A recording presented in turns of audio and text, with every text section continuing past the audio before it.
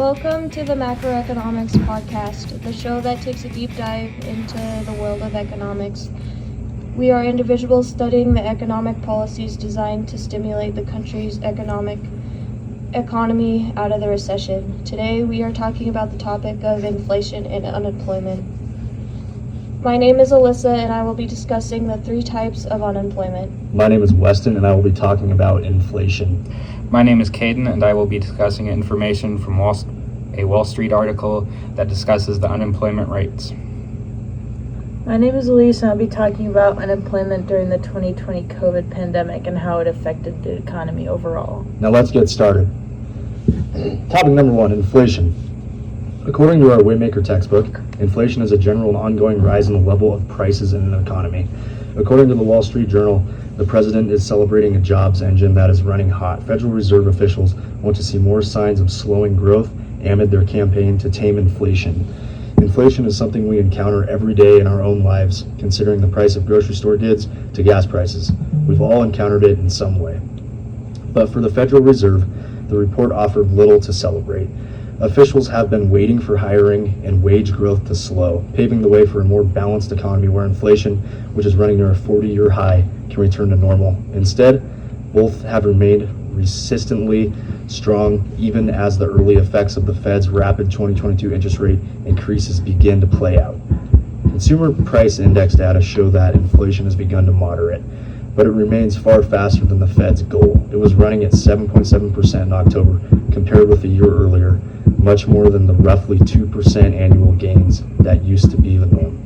High inflation can be attributed in part to supply chain issues, steady demand, and energy uncertainty. The Federal Reserve has raised interest rates to combat inflation. Investors need to get creative to stay ahead of inflation's negative impact. The Economics Daily states that the U.S. Bureau of Labor Statistics says that consumer prices up 9.1% over the year ended June 2022, which is the largest increase in 40 years. The annual inflation for the United States is 7.7% for the 12 months ended in October 2022 after rising to 8.2%. Now, on to the next topic. Caden will be covering unemployment rates. According to Waymaker, the definition of unemployment rates is the percentage of adults who are in the labor force and thus seeking jobs, but who do not have jobs. Unemployment remains near a half-century low, the Labor Department reported, as it recovers steep pandemic losses. The economy has already added more jobs through November than in any other year on record. Most Fed officials predict the unemployment rate will be 3.4 to 3.7 in 2022, 23, and 24. Some think it will be 3% to 3.3%, and very few Feds think that it will be 4% or over. Fed Chairman Jerome Powell, the other officials, suggested earlier this year that they might be able to reduce demand for labor, a source of inflation, primarily by prodding on employers to cut job vacancies rather than laying off workers and pushing up unemployment. In conclusion, it appears unemployment may go up but is still at a low and shouldn't remain at a healthy rate. Now Elise will talk about unemployment during the 2020 pandemic. During the pandemic, there were less local jobs, putting people in a situation where they have to drive longer distances. This adds a 1% growth to unemployment with a large decline in the vacancy rate. When vacancy rate goes down from a peak where with a significant rise, there is a significant rise in unemployment.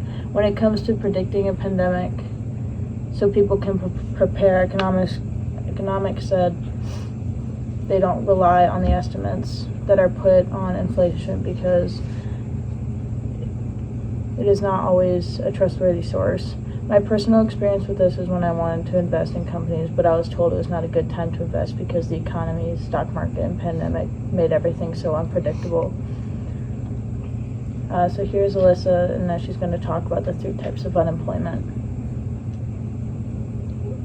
So unemployment refers to a situation where people who are actively seeking jobs are unable to find jobs at the current wage rate within a reasonable period of time. Today's economics point to three main types of unemployment, which are fiscal, structural, and statistical.